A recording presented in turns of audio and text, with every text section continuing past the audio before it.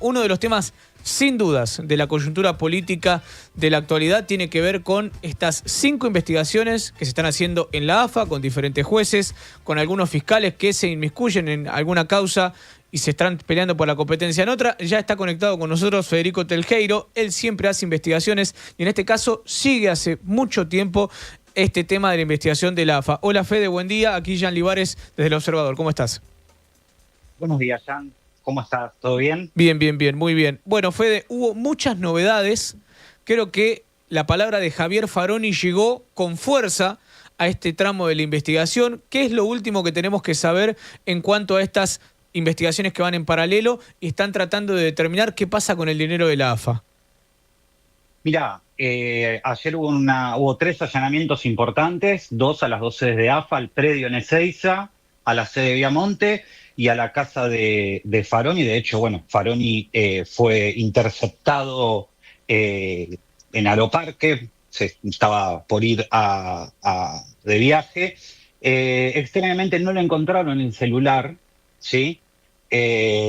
Así que parece que viajaba sin celular, lo cual llama bastante la atención. Por lo que me reportan algunas fuentes, le habrían avisado de camino que lo estaban esperando. Apa. Y se deshizo del celular. Es una... Fede, estás dando un bombazo. Digamos, pero es lo que a mí me dijeron. No nos olvidemos también la empresa por la que estaba viajando, que es Bairefly, ¿sí? Una empresa que ya está en el ojo de la justicia por el caso Andis. Así que no me extrañaría que haya venido por ese lado el aviso de de que alguien lo estaba esperando en el aeropuerto. Vos sabés que Eso es lo anoche, más Fede, importante. perdóname que te interrumpa, quizás Sí. saberte si tenemos la misma información. Mostrábamos en La Nación Más un video en la cual se ve a Faroni con 2 personas más, aparentemente una persona de la tripulación de ese avión privado, y se ve que claramente en la mano tiene un teléfono celular. Mira, a mí me llamó exactamente la atención lo mismo que a vos. Yo no pude distinguir por la calidad capaz del video si era un teléfono celular o era una especie de, ¿viste?, portadocumento, Sí. donde tenía, no sé, pasaporte, DNI, etcétera. No lo pude distinguir, pero tuve la misma presunción que vos de que parecía un teléfono celular.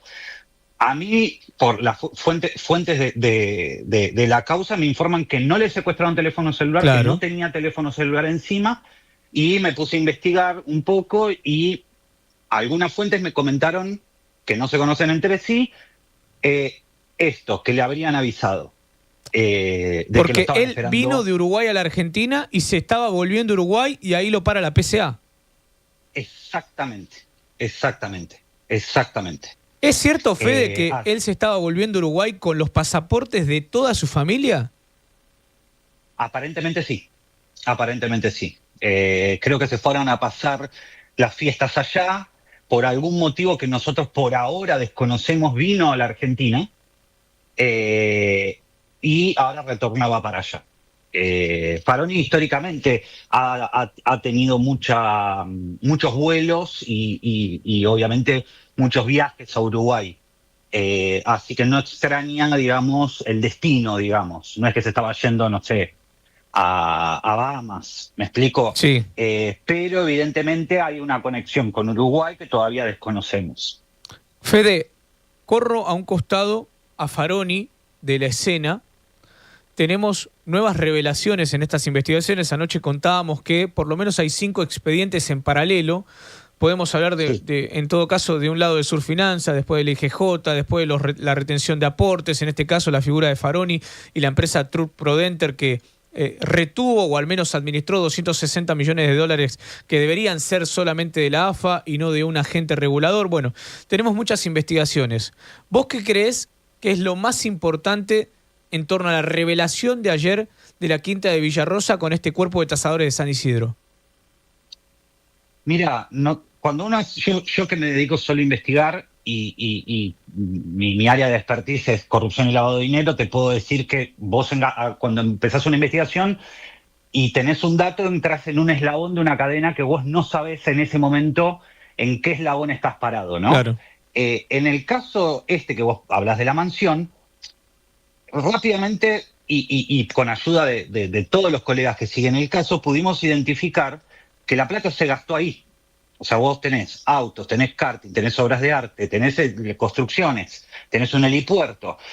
Entonces, vos ya sabés en qué la gastaron y que no les cierra el blanco. Ahora hay que ir todo para atrás. ¿Me explico? ¿De Claro. dónde vino esa plata? Para determinar si el origen de esos fondos es ilícito o no. Entonces, en la reconstrucción me parece que va a dar que el dinero no sale de un solo lugar. Acá va a haber varias aristas. Y va a depender también de los actores involucrados. Entonces, que no te extrañe que de estas 5 causas, quizás obviamente el año que viene y pasado un par de meses, terminen siendo 3 causas porque varias se unifiquen. Cuando se empiecen a revelar ciertos lazos entre determinadas causas. Pongo un ejemplo. ¿Qué pasaría si True Prodenter ingresó parte del dinero al país a través de Surfinanzas? ¿Qué O hay pasaría? transferencias y bueno, la historia de los intermediarios en este país es histórica, ¿sí? Así como los movimientos de plata en aviones, ¿no? Entonces, si hay una conexión directa, es muy probable que lo de Surfinanzas quede, digamos, atado a esto de Tour Prodenter. No nos olvidemos de Tour Prodenter, era un intermediario. Claro. Pero ya mostró con un laburo, la verdad, que es envidiable de los colegas de Nico Pizzi, de Alconada, de Nacho Grimaldi, que les mando un saludo a ellos. Mostraron una mamushka que había desde Tour Prodenter a 4 empresas que ingresaban después al país. Pero ¿qué pasa si la cadena no era la única cadena de transferencia? Se utilizaban otras empresas para ingresar al país. Ah, otras ¿Sí? empresas. Y, claro, no nos olvidemos que acá hay un denunciante que habla de 400 millones de dólares. Y hablamos de una investigación periodística excelente que hicieron los colegas de 260. Si las Claro, matemáticas nos no me está fallan, faltando un tramo. nos estaría faltando un tramo, y ese tramo capaz que no ingresó al país de la misma manera. Generalmente en los casos de lavado de dinero, lo vimos por ejemplo con la ruta del DIN local, lo vimos con Cuadernos, lo vimos con Vialidad, lo vimos con Otesur, el camino nunca es uno solo, siempre se va bifurcando, ¿sí? Entonces ellos utilizaron estas 4 empresas para ingresar 42, si la memoria no me falla, en la publicación de los colegas hablan de 42, Sí, 42 millones de dólares. Mira, Sí. esto Bueno, me da pie, Fede, porque justamente vos lo dijiste recién, ¿no? Sos un hombre que hace investigaciones y que tu expertise, entre otras cosas, es lavado de dinero. Con lo que estás viendo acá, con este contexto, con la empresa Tour Prodenter, con la aparición de un dinero que aparentemente de lo que manejaron fue una parte a Islas Vírgenes, otra parte a Uruguay, otra parte a estas 4 sociedades. ¿Ante qué estamos, Fede? mira, tenés lo primero que uno busca cuando empieza con una causa de posible lavado de dinero son las banderas rojas, lo que se llama red flags, que es lo mismo que le debería pasar a los organismos de control si en este país funcionaran correctamente, ¿no? ¿Cómo puede ser que una monotributista social, ¿sí?, sin ingresos comprobables, compre 54 autos, ¿sí? Claro. Casi todos en la misma concesionaria y por los datos que tenemos pagados en efectivo. Entonces, a nadie le salta una alarma, entonces vos empezás a sumar banderas rojas en esta cadena de lavado de dinero. ¿Cuál es una bandera roja? Bueno, esta que te comenté. Después muchos viajes al exterior, cuando vos empezás a ver viajes, obviamente empezás a marcar los viajes donde o pueden crear empresas, caso Miami, ¿sí? Miami no es un paraíso fiscal, pero sabemos que se utiliza para crear empresas que después terminan siendo muchas veces parte de una cadena de otras empresas. Yo puedo abrir una empresa en Miami, una LLC, que para que la gente lo entienda, es el equivalente a una SRL acá en Argentina. Claro, no presenta balance, entre otras cosas.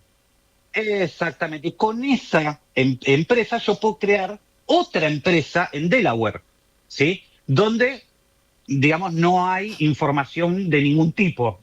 Entonces, y utilizo esa empresa para, suponete, hacer transferencias al Panamá y de Panamá a Uruguay.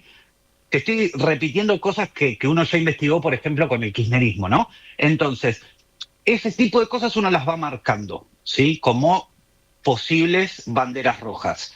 Y lo más importante es siempre arrancar porque no le cierra blanco. Hay mucha gente acá que no le cierra blanco.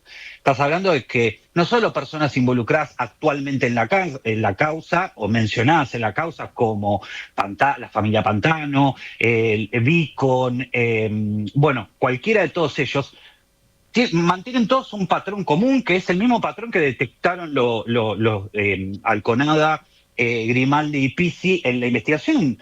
El dinero termina en monotributistas o son monotributistas que no tuvieron trabajos previos muchos, ¿sí? En el caso de La Nación sí, pero en otras investigaciones no, son gente que siempre vivió de monotributista, que nunca tuvo una relación de dependencia, que económicamente no son sustentables, ¿sí? Y que terminan siendo beneficiarios, ¿sí?, de una transferencia por millones de dólares.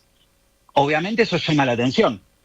No sabemos si esa plata se la quedaron o después, obviamente, se la dieron a otra persona, porque lo más difícil muchas veces, y yo esto siempre se lo explico a mis alumnos, es rastrear el físico.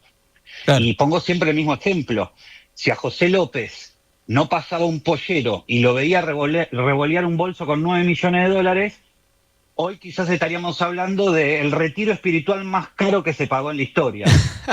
O no sabríamos nada de esos 9 millones de dólares. Ah, mirá la sonrisa que nos sacaste, Fede. Qué cosa de loco. Bueno, sí, pero... pero es una realidad, sí hay que reírse para no llorar, Fede, lamentablemente con estos temas. Exactamente. Acá lo que vos ves es que había demasiado dinero físico y que lo estás viendo puesto en reserva de valor. ¿A qué llamamos eso? Claro. Propiedades. Exactamente. ¿Sí? Propiedades, autos, vuelos, caballos, obras de arte, de todo. Cualquier cosa que en un periodo de tiempo, yo esto lo hablé con Matías Antico, que es un especialista en autos, y él ha visto lo conocemos, colecciones de autos de gente que tiene muchísima más plata que gente que la ganó lícitamente, estamos hablando de millonarios, y vos siempre ves un patrón en una colección de autos. ¿Por qué? Porque a la persona le gustan los autos deportivos, porque es fanático de determinada marca, etcétera. Lo que hablábamos con Matías era justamente esto, que acá vos ves cierta heterogeneidad en esa colección de autos. Y yo le pregunté específicamente por no los autos de colección, que ya sabemos que su precio aumenta en el tiempo, pero comprar una Ferrari, comprar un Porsche, son marcas que a lo largo del tiempo su precio se deprecia muy lentamente. Nosotros que quizás somos personas comunes sabemos que si tenemos un auto, a los 4 o 5 años su precio cae abruptamente. No pasa lo mismo con eso. Entonces, cuando vos ves una colección de ese tipo, que si vos te fijas el kilometraje de los autos prácticamente no tienen uso, ahí tenés un indicio de una reserva de valor. Ahí está, me quedo con esa palabra, ¿no? Para poder resguardar ese capital, para poder resguardar ese dinero, que la justicia tendrá que determinar el origen de cada uno. Fede, te tengo que dejar, sabés que el tiempo es tirano para los medios de comunicación. Que tengas un gran comienzo de 2026 y gracias como siempre por toda la información. No, gracias a ustedes, feliz año, estamos en contacto cuando quieran. Gran abrazo para Fede Tejero, gran periodista de investigación que viene siguiendo el tema AFA. No nos vamos de este tema, son las 7 de la mañana, 49 minutos, sigue subiendo la temperatura, casi 32 de térmica a esta hora, ya está conectado con